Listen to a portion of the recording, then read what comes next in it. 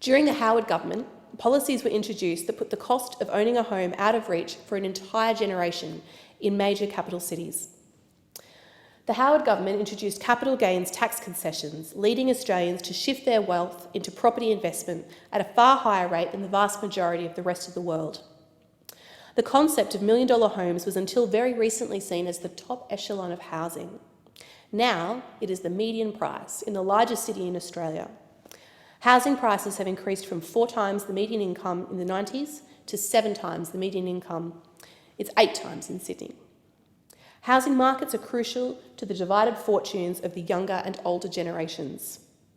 At the height of the property boom, the average capital gain for a regular house in Sydney was higher than the average annual earnings. In other words, for a lot of workers, their houses earned more than they did. High house prices makes it substantially harder for young people to save for a deposit.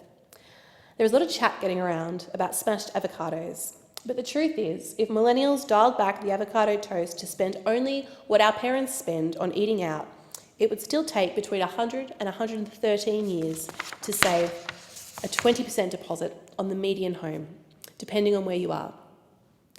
Brunch has become a convenient scapegoat for structural inequality. So what's the government's plan? There were no new measures in the budget this year for the first home buyers or owners.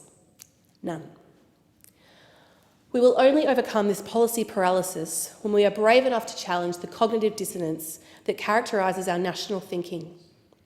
We want house prices to continue to rise at the same time that we want young people to get a foot in the housing ladder.